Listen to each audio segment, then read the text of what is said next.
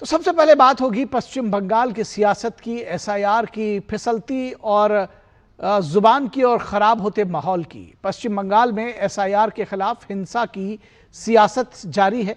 पश्चिम बंगाल में एसआईआर के खिलाफ प्रदर्शन को हिंसक बनाने की साजिश धीरे धीरे बेनकाब होने लगी है। चुनाव आयोग ने सुप्रीम कोर्ट में कहा है कि मुख्यमंत्री ममता बनर्जी एसआईआर को लेकर लोगों में भ्रम फैला रही हैं। सवाल यह है कि एसआईआर के दूसरे फेज में 12 राज्यों और यूनियन टेरिटरीज में ड्राफ्ट लिस्ट प्रकाशित हो चुकी है, लेकिन सबसे ज्यादा शोर, हिंसा और बवाल पश्चिम बंगाल में ही आखिर क्यों है? जानकार मानते हैं कि टीएमसी का सारा गुस्सा लॉजिकल डिस्क्रिपेंसी की संख्या को लेकर के है। राज्य के अन्य जिलों की तरह एसआईआर प्रक्रिया के विरोध में पिछले दिनों संदेश खाली के नेजाट में टीएमसी समर्थकों ने एक और वीडियो की गाड़ी का घेराव किया और उसका विरोध प्रदर्शन किया। ऐसी घटना मुर्शिदाबाद के कई जगहों पर से सामने आई है। उधर निर्वाचन आयोग ने बुधवार को पश्चिम बंगाल के मुख्य सचिव से 2 जिलों में मतदाता सूचियों में अवैध रूप से नाम जोड़ने के आरोप में राज्य सरकार के 4 अधिकारियों के खिलाफ की गई कार्रवाई पर 72 घंटे के भीतर रिपोर्ट मांगी है कि क्या कार्रवाई आपने 4 अधिकारियों पर की। बड़ा सवाल यह है कि हर चुनाव में इससे पहले पश्चिम बंगाल में हिंसा का दौर आखिर क्यों शुरू होता है और सियासी बवाल सीधे सत्तासीन पार्टी टीएमसी को आखिर फायदा क्यों करा जाती है? इसके पीछे भी क्या जो चुनावी गुणागणित है उसको भी समझने की जरूरत है। पिछले वर्षों में पंचायती राज चुनाव को लेकर विधानसभा और लोकसभा चुनाव में प्री और पोस्ट पोल वायलेंस में दर्जनों लोग मारे गए, सैकड़ों लोगों को अपना घर बार छोड़कर भागना पड़ा। नक्सलवादी आंदोलन से लेकर बंगाल का यह रक्त चरित्र सत्ता के लिए एक मजबूत ढाल बन जाता है। सुप्रीम कोर्ट के आदेश के आलोक में चुनाव आयोग ने राज्य सरकार को कड़ा पत्र लिखा है। सुप्रीम कोर्ट ने सोमवार को सुनवाई केंद्रों पर पुख्ता कानून व्यवस्था सुनिश्चित करने का आदेश दिया था। इसी आदेश का हवाला देते हुए चुनाव आयोग ने राज्य के मुख्य सचिव, डीजी और कोलकाता पुलिस कमिश्नर को पत्र भेजा है। चुनाव आयोग ने राज्य प्रशासन को स्पष्ट रूप से सतर्क किया है कि अगर सुप्रीम कोर्ट के आदेशों का उल्लंघन हुआ या उनमें कोई कोताही बरती गई तो कड़ी कानूनी कार्रवाई की जाएगी। चुनाव आयोग ने सुप्रीम कोर्ट के आदेश का पालन करते हुए राज्य के मुख्य चुनाव अधिकारी के कार्यालय को निर्देश दिया है कि लॉजिकल डिस्क्रिपेंसी की सूची इस शनिवार तक प्रकाशित की जाए। ये सूची पंचायत भवनों, ब्लॉक कार्यालयों और उपमंडल स्थित अन्य सरकारी कार्यालयों में प्रदर्शित की जानी चाहिए। लॉजिकल डिस्क्रिपेंसी सूची में शामिल मतदाता अपने बूथ लेवल एजेंट यानी BLA के माध्यम से अपना पक्ष और दस्तावेज जमा करा सकते हैं। लेकिन भ्रम की सियासत का नजारा देखिए। टीएमसी विधायक मनीरुल इस्लाम कहते हैं कि मैं सिर्फ इशारे में कहूंगा, अगर अंतिम मतदाता सूची में सब ठीक रहा तो ठीक है, वरना आप देखेंगे कि चारों तरफ आग ही आग लगी है, कुछ नहीं किया जा सकेगा। फराक्का में इसी तृणमूल विधायक मनीरुल इस्लाम के नेतृत्व में ही सुनवाई केंद्र में तोड़फोड़ हुई थी। ये वीडियो ऐसे समय में सामने आया है जब सुप्रीम कोर्ट के निर्देशों का पालन करते हुए चुनाव आयोग ने एसआईआर सुनवाई केंद्रों पर कानून व्यवस्था सुनिश्चित करने के लिए राज्य के मुख्य सचिव और डीजी को पत्र लिखा है। हमने अभी आपको बताया है। सवाल यह है कि जब सुप्रीम कोर्ट के निर्देश को टीएमसी अपने लिए बड़ी जीत बताती है तो फिर चुनाव आयोग के मिले निर्देश को अमल में उतारने से आखिर पीछे क्यों हट जाती है, घबराती क्यों है? वोटर शुद्धिकरण चुनाव आयोग की सबसे बड़ी जिम्मेदारी है, लेकिन पश्चिम बंगाल में इस प्रक्रिया को पूरा करना क्यों हर जगह BLO को डर का सामना करना पड़ रहा है? क्यों चुनाव आयोग को माइक्रो ऑब्जर्वर्स और स्पेशल ऑब्जर्वर्स नियुक्त करने पड़े हैं? यह सवाल जरूर पूछा जाएगा। तो सबसे पहले आपको सुनवाते हैं टीएमसी विधायक मुनीरुल इस्लाम का भड़काऊ बयान, जिसे लेकर विवाद हुआ है। झंडा चलবে না, লাঠিতে ভাঙতে হবে, লাঠিতে। और কোমরকে ঢিলা করে দিতে হবে নির্বাচন কমিশনের। মানুষকে নিয়ে ছেলাকেলামো করছো আর তুমি নিরাপত্তা নিয়ে ঘেরাটোপের মধ্যে আছো না? তুমি আকাশে আছো, পাতাল থেকে ছেঁচিয়ে বের করবো। तो क्या कह रहे हैं, किस तरह से लोगों को भड़का रहे हैं, ये साफ तौर पर समझा जा सकता है। भाजपा नेता सुब्रत मोइत्रा का कहना है कि निर्वाचन आयोग को मुनीरुल इस्लाम के खिलाफ कार्रवाई करनी चाहिए। निर्वाचन कमीशन का सिद्धांत तो लेना पड़ेगा उसके ऊपर। अभी से ये जो वक्तव्य दिया है उसके ऊपर निर्वाचन कमीशन को एफआईआर करने के लिए हमका सिद्धांत है कि निर्वाचन कमीशन एफआईआर करे। बीजेपी नेता दिलीप घोष ने मतदाता आंकड़ों में पिता पुत्र की आयु जैसे गंभीर विरोधाभासों पर चिंता जताई है। इन्होंने चुनौती ले लिया है कि एसआईआर होने नहीं देंगे टीएमसी, इसे जानबूझकर कराया। उनके एमएलए जाके अशांति में लीड कर रहे हैं, तो शांति कहां से आएगा। यहाँ की पुलिस ऑफिसर और दूसरों का हिम्मत नहीं उनके नेता के खिलाफ कुछ करें, तो इसलिए यहाँ की जनता को जो पीड़ा है, जो दुख है, वो व्यक्त करने की जगह नहीं है। बाप का उम्र 50 और बेटा का 45 साल है, उसका तो कंप्लेन होना चाहिए। वो कंप्लेन करने का जगह ही नहीं है, मार खाना पड़ रहा है। वहीं बीजेपी के प्रवक्ता प्रतुल शाहदेव का क्या कहना है, आइए आपको सुनाते हैं। हमला किया जा रहा था और राजनीतिक दल के जो बीएलए थे उनको भी टारगेट किया जा रहा था तृणमूल कांग्रेस के गुंडों के द्वारा। ये बहुत ही दुखद थी और पुलिस का ये बेसिक काम था कि वो सुरक्षा उपलब्ध कराए, क्योंकि एसआईआर एक संवैधानिक संस्था करा रही थी। उसके बाद भी ये नहीं हुआ, तब इलेक्शन कमीशन ने कड़े आदेश जारी किए हैं और कहा है कि अब एसआईआर के तहत कोई भी कार्रवाई होगी तो जो भी कर्मचारी इसमें लगे हैं या जो भी लोग इसमें लगे हैं उनकी सुरक्षा की जिम्मेवारी वेस्ट बंगाल की और खास करके वेस्ट बंगाल के डीजीपी की होगी। और इस पूरी खबर पर बातचीत करने के लिए, चर्चा करने के लिए हमारे साथ खास मेहमान जुड़े हुए हैं, हमारे संवाददाता भी जुड़े हुए हैं। उन सब से आपका परिचय करा दें। हमारे साथ माधवी अग्रवाल जो कि बीजेपी की प्रवक्ता है, हमारे साथ जुड़ी हुई हैं। बहुत स्वागत है माधवी जी आपका। हमारे साथ भास्कर सिन्हा रॉय जो कि टीएमसी के समर्थक है, उनके विचारों के पोषक माने जाते हैं, तो यहाँ पर टीएमसी का जो पक्ष है वो रखेंगे भास्कर सिन्हा रॉय। बहुत स्वागत है आपका। हमारे साथ विनोद मिश्रा हमारे पॉलिटिकल जो कंसल्टेंट है वो भी हमारे साथ जुड़े हुए हैं, और मैं देख पा रहा हूँ हमारे साथ हमारे संवाददाता कोलकाता से इस वक्त जुड़े हुए हैं सौरभ दत्ता। तो सबसे पहले सौरभ दत्ता के पास आते हैं। और सौरभ, आपसे जानना समझना चाहेंगे क्या पॉलिटिकल सिनेरियो फिलहाल आप हमको बताएंगे, और खासतौर पर जो सुनवाई जो थी उसको लेकर के भी बताइए, क्या कुछ जारी है, क्या कुछ चल रहा है वहां पर। देखिए, सुनवाई को लेकर और एसआईआर प्रोसेस को लेकर 2 चिट्ठी चुनाव आयोग ने यहाँ के सीओ ऑफिस को लिखा है।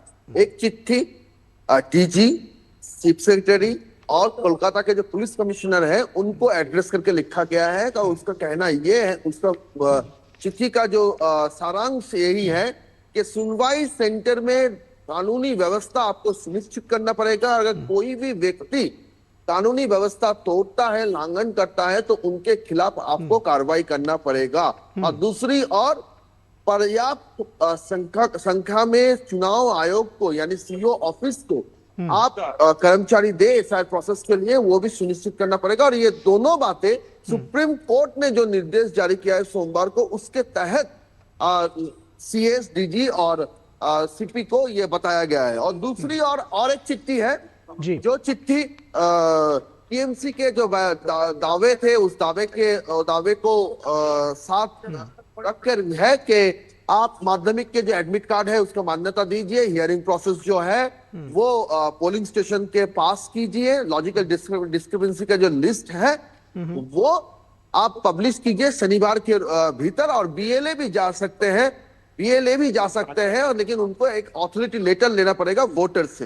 तो चुनाव आयोग के ये 2 चिट्ठी जो चुनाव आयोग का निष्पक्षता को जताती है कि एक तरफ उन्होंने सीओ को भी कह दिया कि आपको क्या क्या कहना है, सुप्रीम कोर्ट क्या क्या कहा, और दूसरी तरफ सुप्रीम कोर्ट ने डीजी और सीएस के लिए और सीपी के लिए क्या मैसेज दिया है वो भी साफ कर दिया है चुनाव आयोग ने। और ऐसे वक्त पर ये चिट्ठी 2 सामने आई है जब मनीरुल इस्लाम जैसे टीएमसी एमएलए पब्लिकली कहते हैं कमीशन का कमर तोड़ देंगे, और अगर एसआईआर का लिस्ट हमारे मुताबिक ना हो तो आग लगेगा चारों ओर। और ये तब बोला गया जब सोमवार को एक तरफ सुप्रीम कोर्ट ये वर्डिक्ट, ये जो गाइडलाइन है, ये गाइडलाइन की सुनवाई जब हो रही थी, तब सोमवार को सुप्रीम कोर्ट ये आदेश दे रहा था, और दूसरी ओर मनीरुल इस्लाम जैसे टीएमसी एमएलए ये भड़कालू बयान दे रहे थे।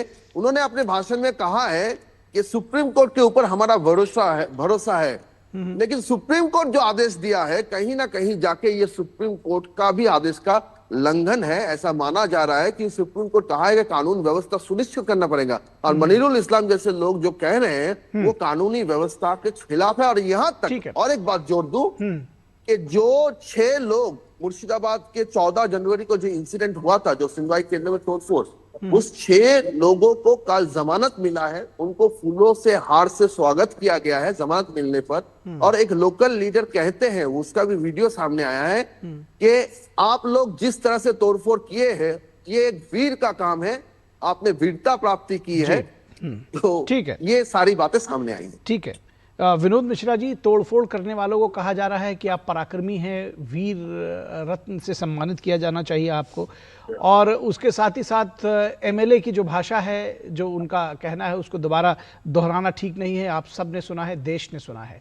क्यों आखिर 12 राज्यों में ये एसआईआर की प्रक्रिया चल रही है, पश्चिम बंगाल में ही हिंसा, बवाल और विरोध इस कदर तक? ये ग्राफिक को हटवाइए। ये जी विनोद।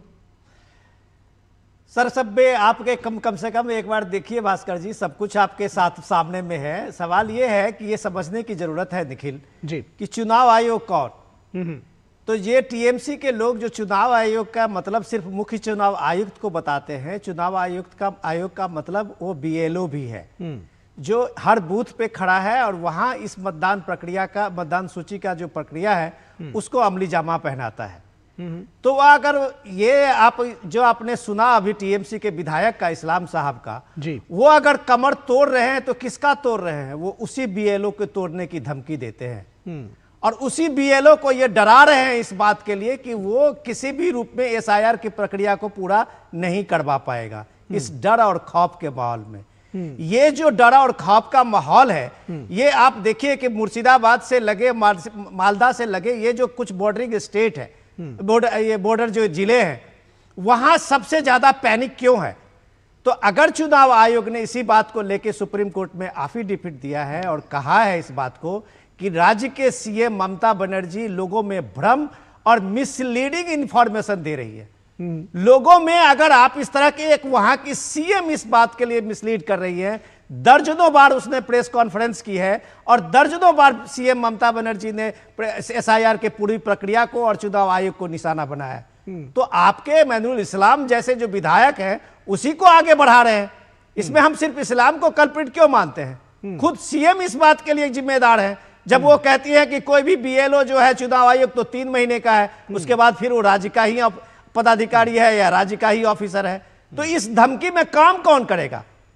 तो सीधे सवाल यह है निखिल कि अभी आप देखिए कि जो लॉजिकल डिस्क्रिपेंसी है, 1.5 करोड़ का जो वहां पे मतदाता सूची में से जो जिसको डिस्क्रिपेंसी की सुनवाई के लिए कहा गया है, तो उत्तर प्रदेश में 2.5 करोड़ इसकी संख्या है जी। 2.5 करोड़ का कल से उसका सुनवाई हो रही है अलग अलग जगह में। कहीं आपने यूपी में सुना है तोड़फोड़? सिर्फ पश्चिम बंगाल में ही इतना क्यों धधक रहा है? 12 राज्यों और केंद्र शासित प्रदेशों के ड्राफ्ट लिस्ट पब्लिश हो चुके हैं, लेकिन हर जगह बवाल सिर्फ पश्चिम बंगाल में है। तो सीधा मतलब है कि इस 1.5 करोड़ वोट कटने से अगर सबसे ज्यादा कोई परेशान है तो वो टीएमसी है। और ये टीएमसी पे जब अधीर रंजन चौधरी आरोप लगाते हैं कि वो सिर्फ बोगस वोट से चुनाव जीतती है, तो शायद ये बात लोग अब जान रहे हैं। ठीक है भास्कर सिन्हा रॉय, बहुत सारे आरोप हैं कि एक तो ये कि टीएमसी बौखलाई क्यों हुई है, 1.5 करोड़ वोट उसको लगता है उसके ही कटे हैं और या कट जाएंगे, कट रहे हैं, उसके ऊपर जो एक प्रोसेस चल रहा है और उसको लेकर के इस तरह की अनर्गल बातचीत की आग लगा देंगे, कमर तोड़ देंगे। जो बीएलए है वो तो 3 महीने के बाद हमारे ही साथ काम करना है। ये कौन सी भाषा शैली है? ये कौन सा लोकतंत्र है? पहला बात यह है कि 1.5 करोड़ नाम नहीं काटा जाएगा। 1.5 करोड़ नाम आप काटने के लिए कोशिश कर रहे हैं, लेकिन 1.5 करोड़ नाम कैसे काटा जाएगा, क्यों काटा जाएगा? दूसरी बात यह है कि देखिए ये जो डिस्क्रिपेंसी देखे, ये लॉजिकल इलॉजिकल क्या डिस्क्रिपेंसी जो है, हैरानी। एक दिन के सुनवाई के लिए 4 आदमी को बुलाया गया, दूसरे दिन 400 आदमी को बुलाया जा रहा है। पूरे बंगाल में लोग एसआईआर के नाम पे इतना हैरानी हो रहा है, इसीलिए लोग बोल रहे हैं कि इसी हिसाब से होना नहीं चाहिए था। अब बीजेपी और इलेक्शन कमीशन एक जैसा हो गया। अब देखिए सुप्रीम कोर्ट को बार बार इंटरफेयर करना पड़ रहा है कि एसआईआर में, एसआईआर चलते हुए इतने बार एसआईआर को लेके सुप्रीम कोर्ट को इतने बार इंटरफेयर करना पड़ता है। मतलब इंटरफेयर क्यों करना पड़ रहा है कि ये प्रोसेस सही ढंग से नहीं चल रहा है। पहले कहा गया कि क्लास 10 का सर्टिफिकेट नहीं लिया जाएगा, बाद में बोला गया कि हाँ लिया जाएगा, और 75 लाख से 80 लाख अभी भी बाकी है, और बोल रहा है कि डेली 5 लाख लोगों का सुनवाई होना चाहिए, तब खत्म होगा सुनवाई डेट के अंदर। लेकिन ये जो सिस्टम है इतना ऐसे इस हिसाब से कर रहा है, सब लोगों को तकलीफ हो रहा है। और यहाँ पर बीजेपी को क्या है, बीजेपी ना BLA2 है ना कुछ है। उन लोग तो इलेक्शन कमीशन उनके लिए काम ही कर रहा है, तब उनके लिए इलेक्शन कमीशन जो नहीं कर पा रहा है वो कह देते हैं।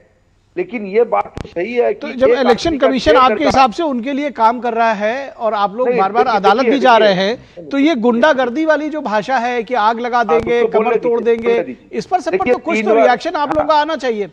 नहीं बोलने दीजिए। देखिए 3 बीजेपी के नेता, फिर बीजेपी के पत्रकार, फिर बीजेपी के संवाददाता, फिर बीजेपी के विश्लेषक, फिर आप बोलने का बाद हमें मौका मिला, हमें भी थोड़ा मौका दीजिए। अभी बीजेपी को मौका नहीं मिला, उससे पहले आपको मौका दिया। नहीं पहले नहीं, पहले प्रोग्राम शुरू के बाद 3 बीजेपी नेता का बात सुनवाए। नहीं वो तो हमारी स्टोरी का हिस्सा है, वो तो हमारे, खैर आप बात रखिए, इसमें नहीं फंसते हैं, इसमें नहीं फंसते हैं। आपसे सीधा सवाल है, उसका जवाब दीजिए। सवाल उसका जवाब देने के लिए टाइम दीजिए। बीजेपी को बीजेपी मत बना दीजिए, तो बीजेपी के सब कुछ है, चल रहा है। तो ये बात है कि अगर बोल रहे हैं कि जो कुछ कह रहे हैं ये एक फ्रस्ट्रेशन है। लोग कह रहे हैं कि इलेक्शन कमीशन इतना हैरान कर रहा है, लोग मर रहा है, लोगों का खुदकुशी कर रहा है। कागज कहां पर है? एक आदमी का 6 लड़का है, उसको नोटिस मिल गया है, 4 लड़का, बोला बाकी 2 लड़का किसके पास है? ऐसे अनाप शनाप जो नोटिस मिलते रहा है, और नोटिस का कोई जवाब देने वाले नहीं है। BLO भी जानते नहीं है, इलेक्शन कमीशन में भी कोई जवाब देने वाले नहीं है। तो इतना मतलब हैरानी होने का बाद लोग कह रहे हैं, लेकिन लोग कहां फैल रहे हैं? मैं यही तो सवाल है, आप सवाल का जवाब नहीं दे रहे हैं। मैंने कहा कि ये जो गुंडागर्दी वाली भाषा है, ये जो गुंडागर्दी वाली भाषा है, इस पर कोई रिएक्शन आपकी पार्टी की तरफ से, आपके लोगों की तरफ से आएगा, या आप उसको सच मान रहे हैं? आप कह रहे हैं हाँ ठीक है। आप बताइए पहले, बीजेपी क्या इलेक्शन कमीशन का कोई वो है, मतलब माउथपीस है जो बीजेपी लोग इलेक्शन कमीशन की तरफ से बोल रहे हैं? हम तो ये जानना चाहते हैं कि इलेक्शन कमीशन को कोई कोई कहते कि हाँ ये तकलीफ हो रहा है, ये तकलीफ को ठीक किया जाएगा। सुप्रीम कोर्ट में जाना क्यों पड़ रहा है हम लोग? तो ये जो प्रॉब्लम चल रहा है, SIR को इतना कम दिनों में खत्म करना बहुत मुश्किल बात है। इसी को लेकर लोगों में गुस्सा है, लोगों में गुस्सा का प्रदर्शन भी हो रहा है। ठीक है, तो लेकिन अभी भी आपने इतनी बार आपसे पूछा गया, ये तीसरी बार पूछ रहा हूं, लेकिन आपने इस बात का जवाब नहीं दिया कि जो आपके विधायक कहते हैं कि कमर तोड़ दी जाएगी, आग लगा दी जाएगी, इससे पार्टी सहमत है, आप लोग सहमत है? आप कहते हैं ठीक है। अरे देखिए बात जो उसका पीछे क्या है, आगे क्या है, बस ठीक है, ठीक है, आपका जवाब मिल गया। आगे पीछे कोई बात नहीं, बीजेपी के पास जाते हैं। ये जो जिस तरह से राज्य में चल रहा है, आपने देखा कि हिंसा का दौर, 12 राज्यों में ये प्रक्रिया चल रही है। सिर्फ जनता पश्चिम बंगाल में नाराज है, और उनके विधायक कहते हैं कि आग लगा देंगे, कमर तोड़ देंगे। कमर किसकी तोड़ेंगे? जो BLA है, जो सबसे निचले स्तर पर है, उसको धमकाया जा रहा है। किस तरह से आप लोग इसको लेकर जा रहे हैं जनता के बीच में? कैसे करेंगे सामना? क्योंकि आपके भी कार्यकर्ता तो घबराए होंगे ऐसी सारी स्थितियों में। देखिए निखिल जी, ऐसी स्थिति है पश्चिम बंगाल में कि ममता बनर्जी शुरू से ही, जैसे ही SIR की प्रक्रिया के लिए अनाउंसमेंट हुआ, उसी के बाद उन्होंने सीधे कहना शुरू कर दिया कि मेरी लाश के ऊपर से जो है ये SIR की प्रक्रिया होगी, मैं होने नहीं दूंगी। तो ममता बनर्जी जब मुखिया होकर जिस तरीके की बातें कहती है, तो उसके बाद है उनका अनुसरण जो है उनके जो लोग हैं वो करते हैं। रही बात इनके विधायकों की, तो इनके विधायकों की जो बोल है वो तो हमेशा से लोगों को उकसाने वाले, ताकि यहाँ पर जिस तरीके की अराजकता फैले और उनको पूछने का और बोलने का मौका मिल जाए। जनता कहाँ निकल के आ रही है? ये तो SIR की प्रक्रिया शुरू होने के बाद ही मंच पर जो है धरना प्रदर्शन शुरू कर देते हैं, जिसमें ब्लू और सफेद रंग का जो है वो फ्लैग रहता है। तो ये बताता है कि ममता बनर्जी लीड कर रही है कि आइए आकर आप यहाँ अराजकता फैलाइए। 12 राज्यों में हो रहा है, कहीं पर ऐसी सुविधा नहीं हो रही है। ममता बनर्जी ने यहाँ तक कहा कि माताओं बहनों, तुम्हारे घर में अगर किसी का नाम कटे तो तुम्हारे घर में हथियार है ना छोटे मोटे, बस उसका जो है वो इस्तेमाल करना। तो ममता बनर्जी महिला होकर भी सब लोगों को भड़काने का काम कर रही है। आज ये कहने की संवैधानिक जो भी प्रक्रिया होती है उस पर ममता बनर्जी और टीएमसी को हमेशा आपत्ति होती है। जिस राज्य में लगातार हिंसक राजनीति का दौर देखते देखते सदियां बीत गई हो, सीपीएम के बाद में लोगों ने एक उम्मीद की कि शायद ममता बनर्जी ने जिसने संघर्ष भी किया था उन सीपीएम के काल में, तो शायद वो अब इस बंगाल के इतिहास को सुधारने का एक प्रयास करेंगी। उसका विपरीत वो तो उल्टा और ज्यादा भड़काने लग गई है। बाकी तो जो होता था उनके कार्यकर्ता करते थे सीपीएम के, ममता बनर्जी या खुद भड़काती हैं। चाहे वो वक्फ बोर्ड वाला मामला हो, चाहे महिलाओं के उत्पीड़न का और बलात्कार का मामला हो, चाहे एसआईआर की प्रक्रिया हो, चाहे 3 तलाक की बात हो, हर विषय पर आकर ममता बनर्जी केवल अपीजमेंट की राजनीति में अपने आप को एक आगे दिखाने की कोशिश में, क्योंकि वो तो खुद ही कहती है कि 34% यहाँ पर माइनॉरिटी की जो है वो वोट हो चुके हैं, जो कि ये तो गणना नहीं हुई है। जनगणना होगी तो कहीं ज्यादा वोट निकलेंगे, मैं तो ये आपको बता देती हूँ, क्योंकि जब जनगणना होगी तो यहाँ 40-45% से ज्यादा जो है माइनॉरिटी वोट निकलेंगे। एक तरफ ये लोग लालचन लगाते हैं कि बॉर्डर की जिम्मेदारी किसकी है, बॉर्डर पर आप लोग ठीक से लोगों को रोक नहीं पाते हैं, और एक तरफ जब अंदर में घुसपैठिए घुस जाते हैं तो उनको रातों रात वोटर आईडी दे दी जाती है। अब इसका जो शुद्धिकरण किया जा रहा है तो इस पे भी ममता बनर्जी को आपत्ति है। ये यहाँ से भी नाक पकड़ेंगे, वहां से भी नाक पकड़ेंगे, दो चितवी मेरी पटवी मेरी वाला हिसाब है इन लोगों का।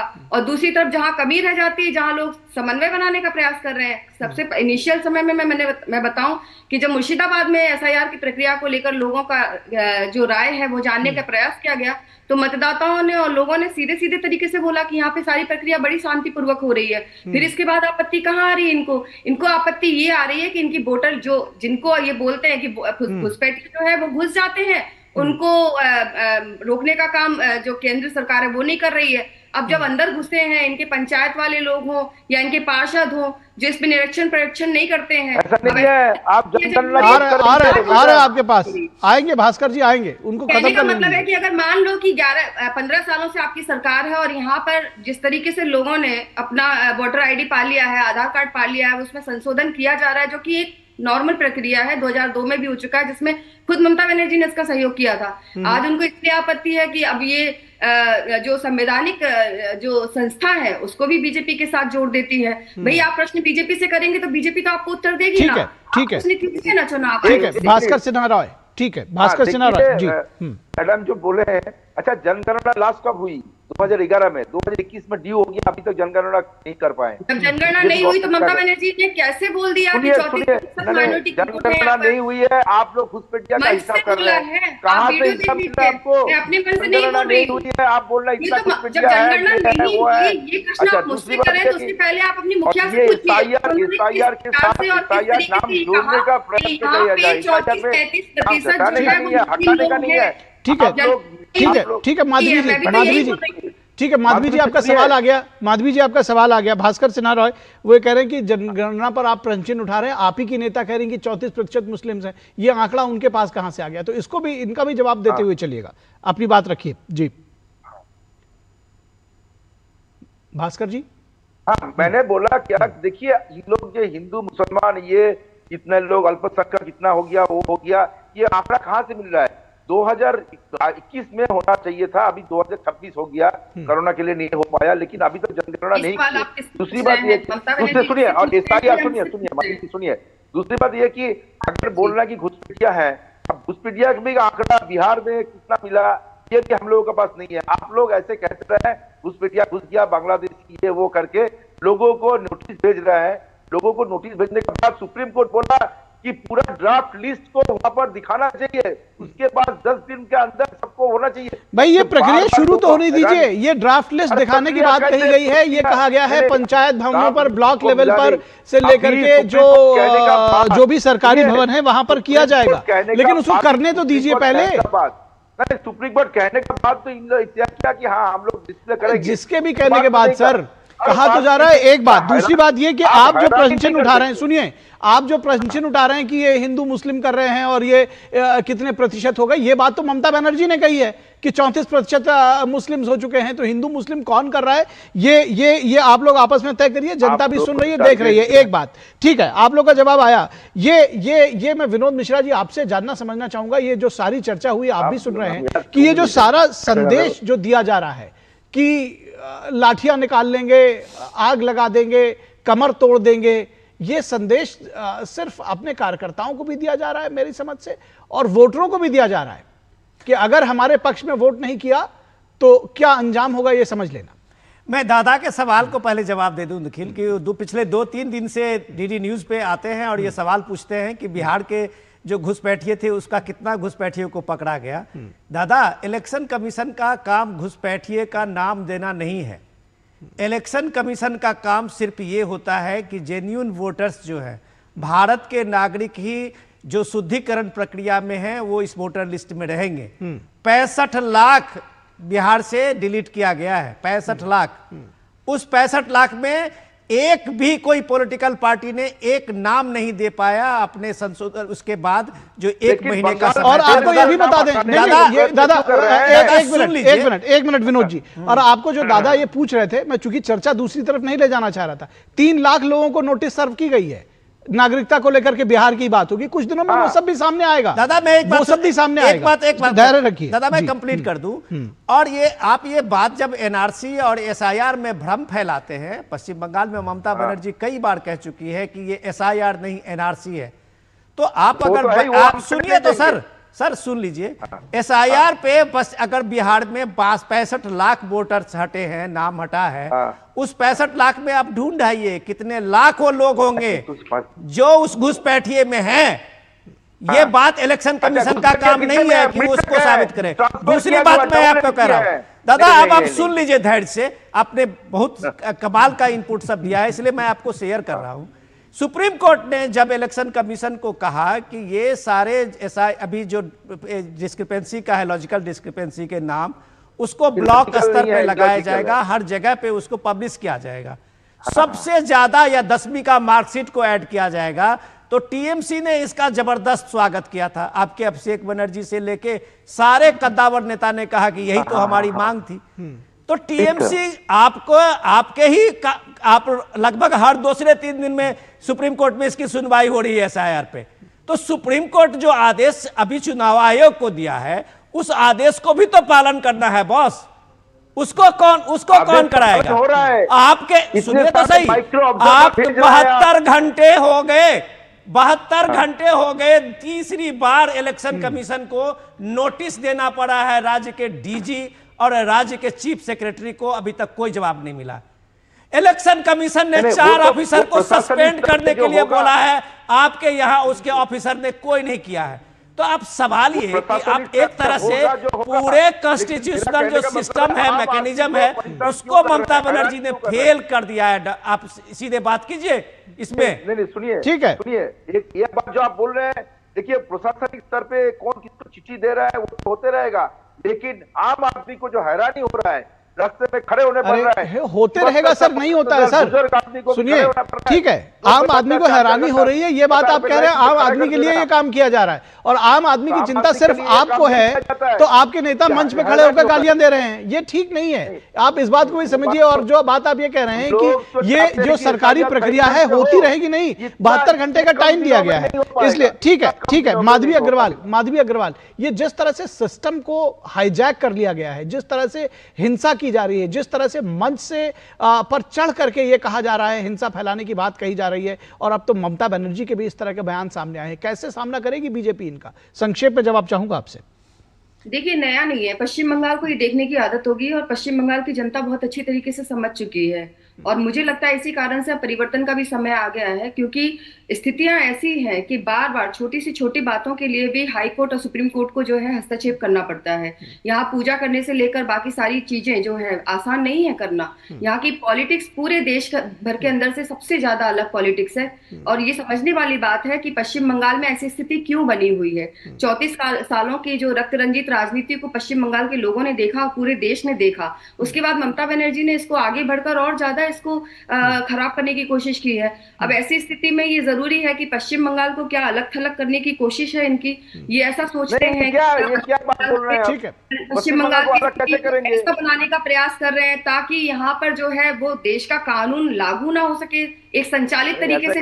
देश भर में सारे कानून, सारी योजनाएं लागू हो जाती है, वहां पश्चिम बंगाल में उसका अवरोध इतना क्यों होता है? ये अपने आप में एक बहुत बड़ा प्रश्न है, और ये मुझे लगता है कि बंगाल की जनता को इस चीज को बहुत अच्छी तरीके से समझना होगा कि आज पश्चिम अंदर लोग सब बंगाल समझते हैं। में कहा जा रहा है। अगर यहाँ चर्चा होती है तो केवल इसलिए चर्चा होती है कि यहाँ पर अगर किसी का बलात्कार हो गया है तो उसको सजाई हुई अरे घटना छोड़िए। ठीक है, आपका पॉइंट आ गया, आपका पॉइंट आ गया भास्कर सिन्हा, आपका भी पॉइंट आ बहुत गया। जरूरी है कि अब समझना होगा कि आखिर ये वो सारे बात ये है कि आप लोग बोल रहे हैं ना, ये जो है ना बंगाल की बंगाल के जनता को भी जानते समझना हैं। होगा। ठीक है। बार-बार ये जो क्या है है वो कि हाई कोर्ट लोगों ठीक, को भास्कर सिन्हा आपका भी पॉइंट आ गया, बंगाल की जनता जानती है। ठीक है, बंगाल की जनता जानती है, ये बात आप कह रहे हैं, ये बिल्कुल ठीक है। जनता, ये पब्लिक है, सब जानती है, और जो कुछ उसके मन में होगा वो वोट करेगी, सामने आ जाएगा। मैं चलते चलते एक सवाल सौरभ दत्ता आपसे जानना समझना चाहता हूं। भद्र लोग हैं पश्चिम बंगाल में, पश्चिम बंगाल के लोग बहुत पढ़े लिखे हैं, बहुत रेवोल्यूशनरी, और उसके बीच में इस तरह के बयान जो सामने आ रहे हैं, क्या रिएक्शन है पब्लिक का? देखिए, इस तरह के बयानबाजी को बंगाल की जनता कभी भी उसको अपनाया नहीं है। उन्होंने आलोचना ही की है ऐसे बयान का। और मनीरुल इस्लाम ऐसा पहले व्यक्तित्व नहीं है। इससे पहले अनुब्रत मंडल या फिर मनीरुल इस्लाम, और एक मनीरुल इस्लाम भी है तृणमूल में, बीरभूम के नेता थे, वो भी ऐसे ही भड़कालू बयान देते थे। तो ये सारी बातें होते रहेगा। लेकिन पश्चिम बंगाल की जनता का अभी जो मांग है, एक बात वो समझना चाहती है कि अभी लॉजिकल डिस्क्रिपेंसी का लिस्ट आने वाला है, तो वो ब्लॉक वाइज चारों और डिस्ट्रीब्यूट हो जाएगा कि कौन से ब्लॉक में कौन सी जगह पे कौन कौन व्यक्ति इसके अंदर आए और क्यों आए। और तब जाके टीएमसी का बयान क्या होता, कि यही टीएमसी का एक सवाल था ना कि लॉजिकल डिस्क्रिपेंसी लिस्ट आप पब्लिक करो। अब तो ये पब्लिक डोमेन में आ रहा है, तो उसको लेकर आगे चलकर टीएमसी का स्टैंड क्या होगा वो देखना चाहती है बंगाल की जनता। क्योंकि अगर फिर भी उनका विरोध रहा किसी ना किसी पॉइंट पे लेकर, तब तो बात यही होगा कि असल में लॉजिकल डिस्क्रिपेंसी का यही जो फिगर है 1,36,00,000, ठीक बात, फिगर को लेकर टीएमसी को कहीं ना कहीं आपत्ति है। वो फिगर टीएमसी आपत्ति ही नहीं, चिंता है दरअसल चुनावों को लेकर। बहुत शुक्रिया सौरभ दत्ता इस पूरे विश्लेषण के लिए, इस पूरी खबर के लिए। विनोद मिश्रा आपका शुक्रिया, भास्कर सिन्हा रॉय आपका शुक्रिया, और माधवी अग्रवाल आपका भी शुक्रिया हमारे साथ जुड़ने के लिए इस चर्चा में। तो पश्चिम बंगाल में 12 राज्यों में एसआईआर की प्रक्रिया सुचारू रूप